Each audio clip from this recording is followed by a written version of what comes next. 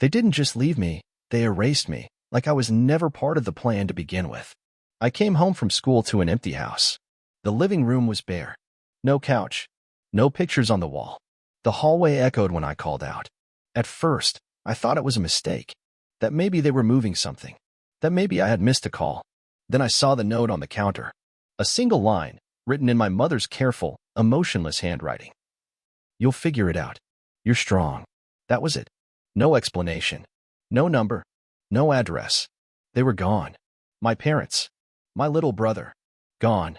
They'd packed up their lives and left mine behind like old furniture. For the first hour, I stood there in the middle of the kitchen, unable to move. I kept thinking this had to be some kind of test. Some twisted experiment in independence. But night came, and they didn't return. The fridge was nearly empty. My phone battery was dying. I had $28 in my backpack and nowhere to go. I spent the first night on a friend's couch, pretending it was a sleepover. The second night, I pretended I had a family emergency and needed a few more days. By the fourth, I'd run out of excuses and moved into the janitor's closet at school, the one no one locked anymore. I ate canned ravioli from a discount store, drank from public fountains, washed up in the locker room after gym class. I skipped school to search for jobs. No one wanted to hire a 17-year-old with no ID, no address, no resume. But I didn't stop trying. I couldn't, because no one was coming for me. No one was looking. I was invisible. And yet, in that invisibility, something ignited. Not rage. Not yet. Just survival. The raw, desperate kind that teaches you not to dream, but to endure. And I did. I endured. Because I didn't have a choice. When you've got nothing, even the smallest step feels like climbing a mountain, and I climbed it anyway. My first real job was at a diner on the edge of town. They didn't ask too many questions. The manager, a woman named Janine with tired eyes and sharp instincts, saw something in me. Maybe it was the way I stood too straight, too still, like someone who was trying not to break. She paid me in cash, under the table. I worked every shift she had, cleaned up after closing, mopped in silence while the cook smoked out back. I burned my hands on dishwater and ruined my sneakers scrubbing floors. But I had a sandwich at the end of each night and a few bills in my pocket. I moved out of the janitor's closet and into a storage room above a garage owned by one of Janine's cousins. No windows. A mattress on the floor. But it was mine. I learned to stretch every dollar. Discount grocery stores, free Wi-Fi at libraries, secondhand everything. I printed out GED prep books, studied in the break room during slow shifts, and wrote my essays longhand before transcribing them at the community center. At night, when it got too quiet, I whispered the truth to myself. They left me, but I'm still here. One day, a customer left behind a copy of Harvard Business Review. I picked it up out of curiosity and ended up reading it cover to cover during my breaks. Something in those pages clicked. Not just the ideas, but the language. The way it dissected systems and decisions like blueprints. I started borrowing business books from the library. Marketing, operations, strategy. I took free online courses, watched every TED Talk that didn't require paid access. I built a version of myself they would have never imagined. No college, no diploma, no gifted child label. But I had something they never saw coming. Relentless will. And slowly, painfully, it started to pay off. A customer at the diner offered me a freelance data entry job. I didn't know what I was doing, but I learned. Then another gig. Then a part-time admin role at a small consulting firm. One step, then another. And with every paycheck, every new skill, every hour I didn't quit. I proved that their note was right, just not in the way they meant.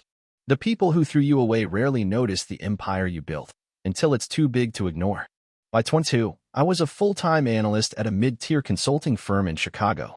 By 25, I had a client list of my own, a downtown apartment with floor-to-ceiling windows, and my name on a company that ran smarter than most of the firms that once rejected me. There was no grand reveal. No flashy, look-at-me-now moment. Just progress. Steady. Focused. Private. I worked nights. I reinvested everything I earned. I built a life from spreadsheets and strategy, from the memory of sleeping in a closet and washing in gym sinks. I never talked about what happened. Not in meetings. Not in interviews. Not even with Daniel, my first real partner, who knew enough not to press when I changed the subject. Until the podcast. It wasn't meant to be public. A small business show, a guest canceled, and someone remembered me from a talk I gave on growth models. They invited me. I said yes. One question changed everything. What motivated you when things got tough? For the first time, I told the truth carefully, cleanly. I didn't name names. I didn't cry. I just said. I was left behind by the people who were supposed to protect me. I didn't get angry. I got focused. The episode went viral.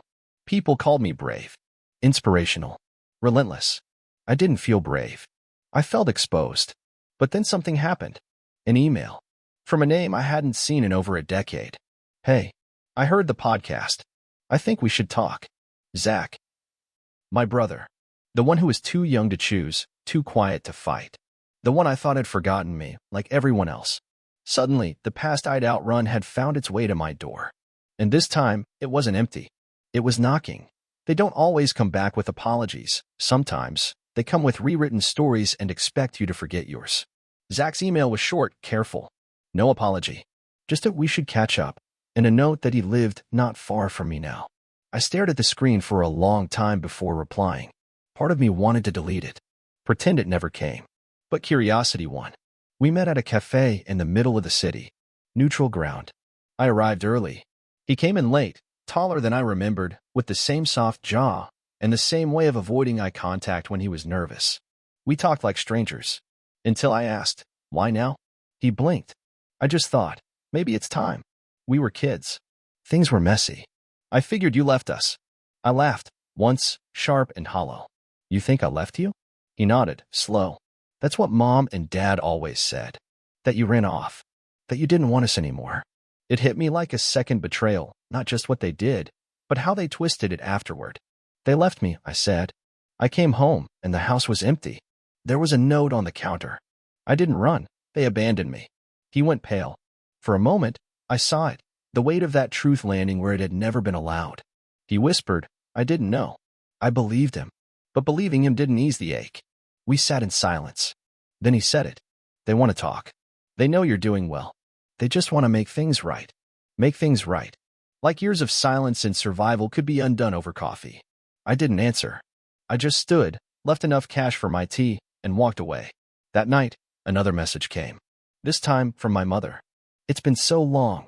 We're so proud of you. We always knew you'd be okay. Can we see you sometime? No mention of what they'd done. No acknowledgement of the note. The years. The loss. Just the subtle entitlement of people who think family is a password that unlocks everything. But they didn't know me anymore. And I wasn't sure I wanted them to. When guilt doesn't work, they try fear, and when fear doesn't work, they show their real face. I didn't respond. Not to my mother's message. Not to the second one. Not to the voicemail that came 2 days later, her voice teary, saying they'd made mistakes, that they missed me, that Dad's not well. I wanted to believe she meant it. But I'd spent too long in silence to be pulled in by soft words. Then they showed up. Not a metaphor. Not a text. My parents appeared in my city. At my office building. At my apartment. The first time, I didn't answer the door. The second time, they left a handwritten letter wedged between my doorframe and the wall. We need your help. Financially. Just for a while. We know you can. There it was. The real reason. The performance cracked. The timing made sense now, the sudden reconnection after the podcast, the mention of success. It wasn't about healing. It was about access. To me. To my money. To the version of myself they never believed in, until it became useful. I contacted my lawyer the same day. Restraining orders weren't yet necessary, but we filed documentation. We drafted a cease and desist. My security at work was notified. My building was made aware. And still, they didn't stop. Emails. Voicemails. A text from an unknown number that simply read, "We gave you life. You owe us something." That was the breaking point. I sat alone in my living room, lights dim, the city stretching out beyond the glass, and I finally let it in. The grief. The rage. Not for what they were doing now, but for what they'd done then. For every night I went hungry. Every winter I spent in a coat that didn't close. Every birthday I pretended not to care about. Every opportunity one had to beg and didn't. Because they taught me I had no right to ask for help. But they were wrong. And now? They would learn what it meant to face the woman they left behind.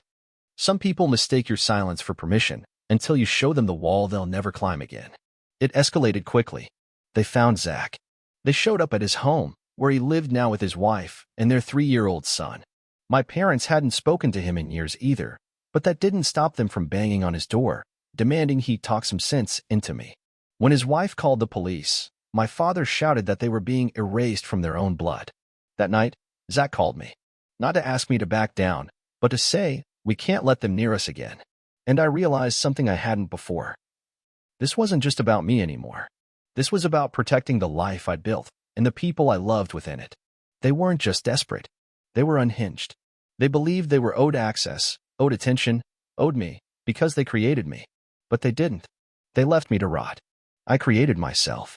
And now they couldn't stand the reality of being left behind. I filed for a protective order. Zach and I sat down with an attorney who specialized in family legal disputes and harassment. The paperwork was extensive. The stress was worse. But it was necessary. Because this wasn't about conflict anymore.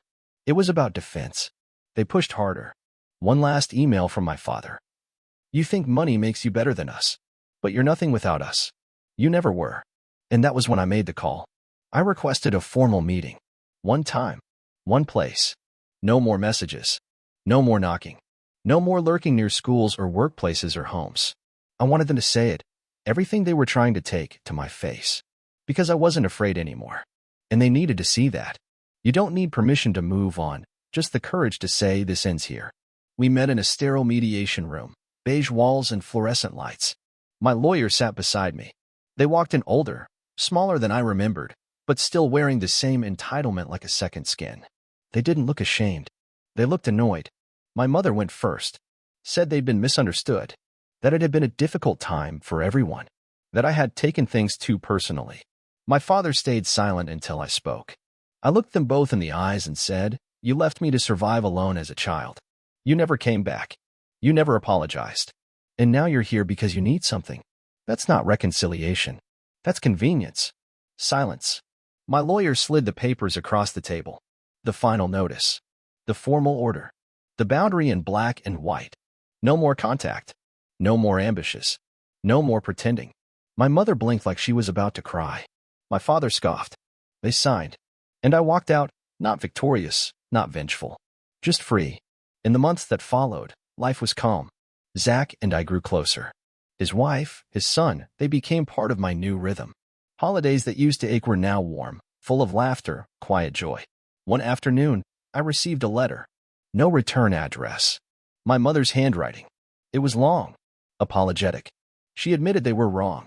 She said she never knew how strong I really was, that she didn't deserve a second chance, but hoped I'd think about it anyway. I read it once. Then I put it away. Not out of hate, but because I'd already grieved what I lost. And I wouldn't reopen the wound for someone else's healing.